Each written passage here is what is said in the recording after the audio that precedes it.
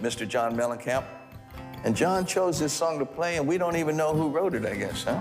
It's an old traditional song, and I'll do a verse or two, and then you'll do a verse or two, and then we'll see if people like it.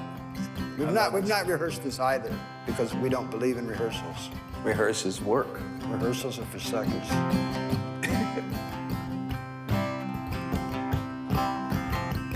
Delia was a gambler. She gambled all around. Delia was a gambling girl. She liked to lay her money down.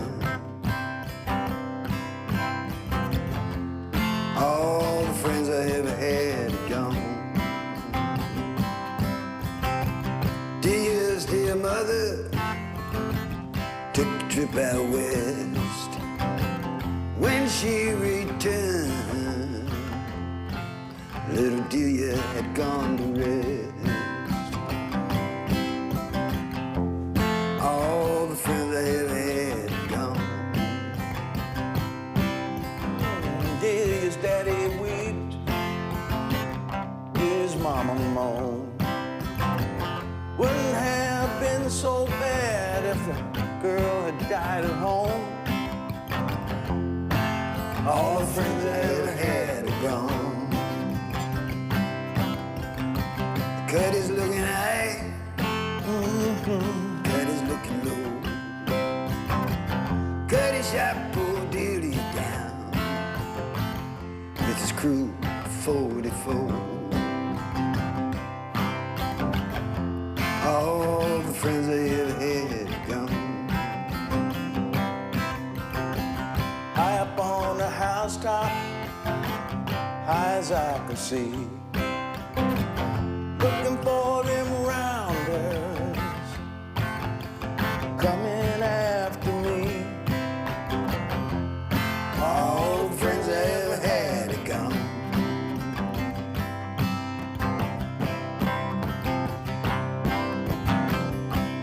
Man in Atlanta trying to pass his white.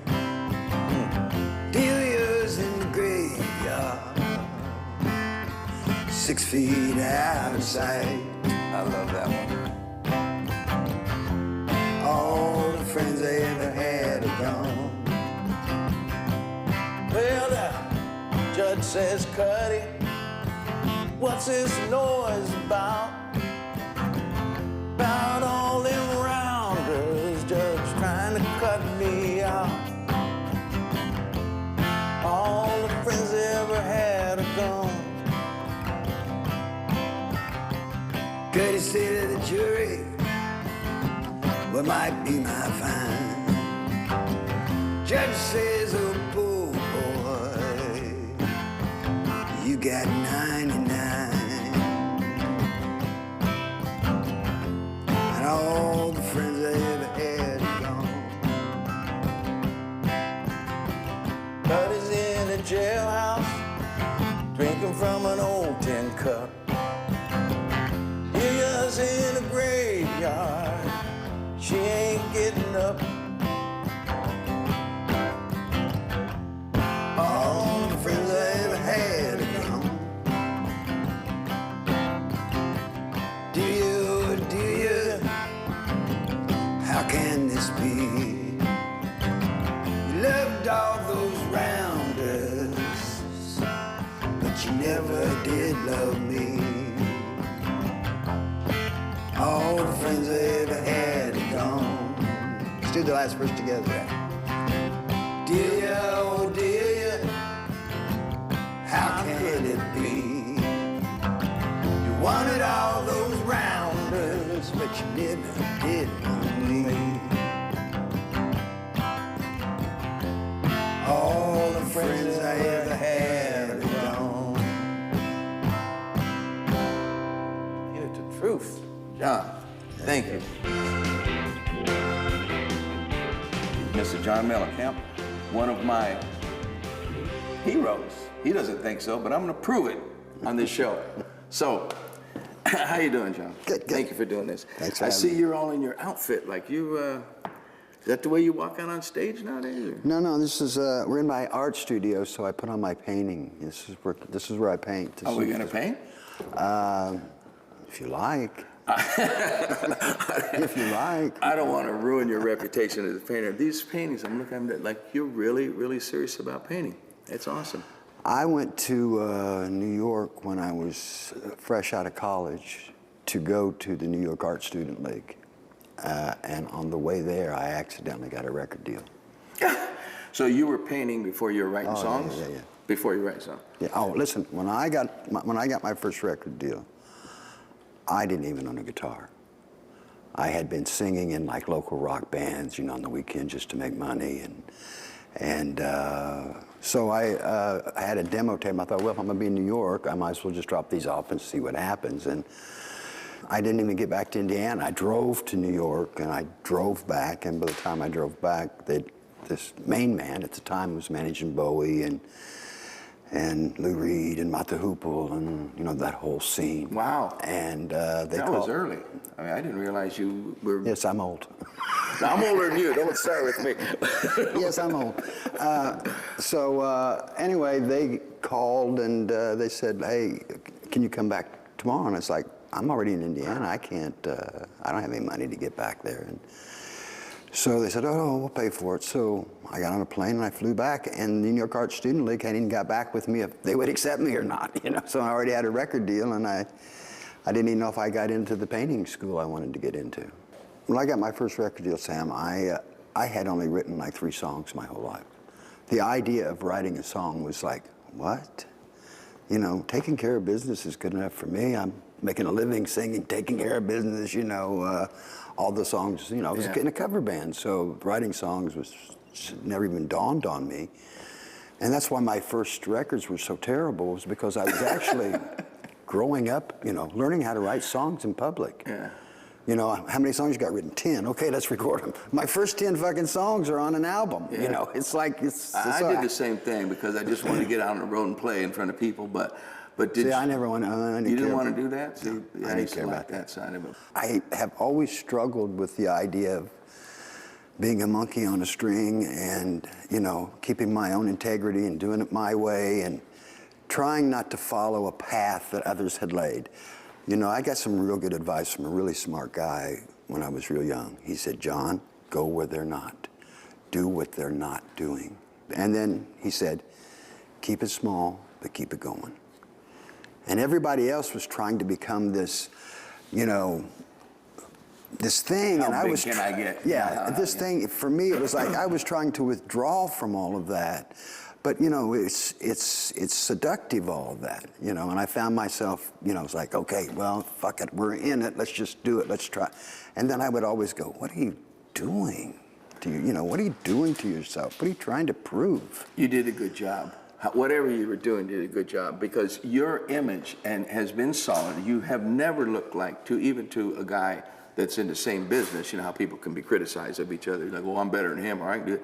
You never look like a monkey on a string. You always really look like you're doing your own thing. With me, it was always like, you know, what are you going to do, take away my birthday? So when you have that attitude, there's nothing they can do to you. Yeah. So where's this reputation about being a hard guy to deal with? I can see that's where it came from. Obviously, you didn't like the business as much as I assumed you did. This is it, you know, it's just, listen, I used to love, I got sucked in, man. For a while, I was sucked in. During the mid to late 80s, I was sucked in. Those are good times, you gotta admit. I mean, you can have a lot of fun. They weren't for me, though. They were the worst times of my life. John, you missed some of the best. You missed some good shit. Maybe I did, but... No, you did it, but you didn't enjoy it, I guess. I would go into those arenas and I would literally get nauseous. Because it was like, I don't want to be here. I don't want to be here acting like, you know, something that I'm not. This is, you know, this is a job. You know, I don't want to do that. I don't want to. I wrote a song called Pop Singer. And it says, never wanted to be no pop singer, never wanted to write no pop song.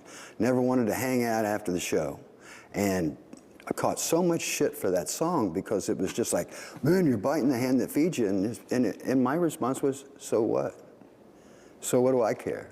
You know, I didn't have anything when I started. I'm like you. Man, I went around dirt poor on food stamps, welfare with a baby and playing music thinking I'm okay. It was like, hey, this is fine. Hey, listen, if I had a motorcycle, a couple guitars, and some records, I was fine. Yeah, I was driven by the love for the music, I think.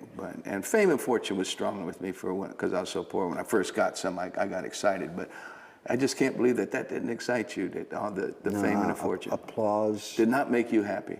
Yeah. Well, it didn't. Success. It didn't do what it did for other people. When I walk out on stage, my mission is to say, I'm gonna make you walk away from here with a big smile on your face, wake up in the morning with a big smile. As long as I can keep that smile on your face, then I did a good job. And I mean, that's the road I took. But I'm jealous of you. No, listen. I'm jealous of you. Listen, I want to be an artist, damn it. I'm just, you know, if you're charging people money, you've got to play small time. Yeah. No matter what. No matter whether you want to or you don't want to, you got to play it. And I get it. I totally get it. They came to hear these songs, you got to play them. That doesn't mean I have to like it, but that does mean I have to put every bit of energy that I have into acting like it's the first time I've ever sang the song. And I'm that excited about doing it for these people. I get it. But see, you do have a heart, John. I'm telling you. But the key word there is act like. What do you like to do besides paint? I like to paint. I like to discover new things. I'm very interested in life. I like to discover people's histories. I like to occasionally go work. I paint basically every day. What I'm interested in is creating something that I can be proud of. You know, and whether it's a song or a painting, and that's what I'm interested in. Well, you're a real artist, John. You paint pictures in a lot of your songs, and I think it's connected, and it really inspired me. I want to buy one of your paintings. You think I'm joking? I'm not. I want to be in one of my restaurants in Cabo Wabo or someplace. I want to put it up, picture you and I, and put it up on display and let people come and look at it. Or I just give you one. Well, I knew you were going to say that. That's why I told my wife, I says, he ain't going to let me buy a painting. She said, yeah, of course, he's there for sale. Maybe just buy it for his manager. I said, no, she goes, he ain't going to let you buy a painting. I said, well, I'll write a check for the amount that you want for the painting. No discount, no nothing. To Farm Aid or local here. I like to give to local community. I got the food banks. Farm Aid is it's a good one, right? It's a good thing. Yeah. And me and Willie, I'd be happy to do that. Me and Willie and Neil we've been doing this since 1985. Remember when I did it in '85? Remember that's when I first shook your hand.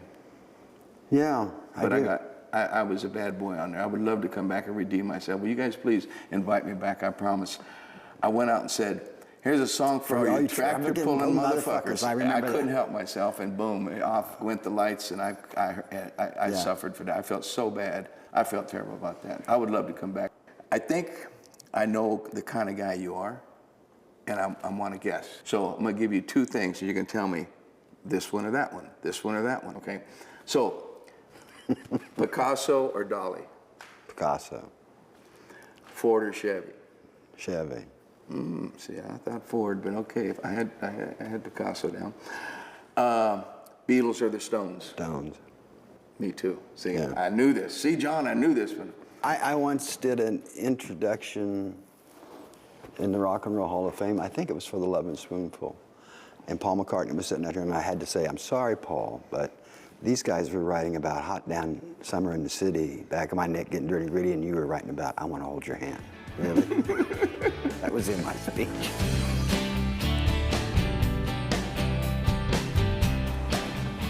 That's a trip. That looks so old Dutch or something. That's my son Hud. That's got it. I have one son, Sammy, that was national Golden Gloves champ 3 years in a row. Really? I used to box. You used to box? Yeah. I'm slow as shit now. God, look at all this, John. I think the bigger size is You have been painting every day, haven't you? Oh, I've already sold or given away everything. Oh, that's badass.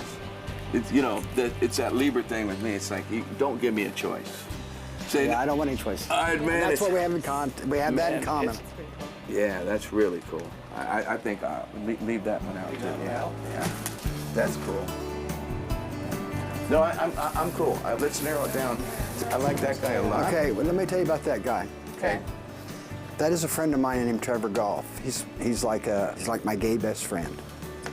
His dad wrote Charlie's Angels. He wrote all Humphrey Bogart's movies. And Trevor, he's never worked a day in his life. This guy right here? This guy right there. Never worked a fucking day in his life. Me and him have been friends since 1974. And he'll come in and go, "What are you doing, puppet?" It's like, You kind of ruined the painting now. What? You know that, John. "What, Trevor? What are you doing, puppet?" So, but it's funny. He's so funny. It is, but because he looks like a hard-working man. No, he's not. He hasn't fucking lifted a finger his whole life. Oh, I'm thinking, if you're cool with that, I like that painting. I really do. Yeah, puppet works. It would work in a restaurant. It's got a vibe, man. Trev. And he would like it. He would like to know that he was hanging in one of your restaurants. Yeah. He would be honored.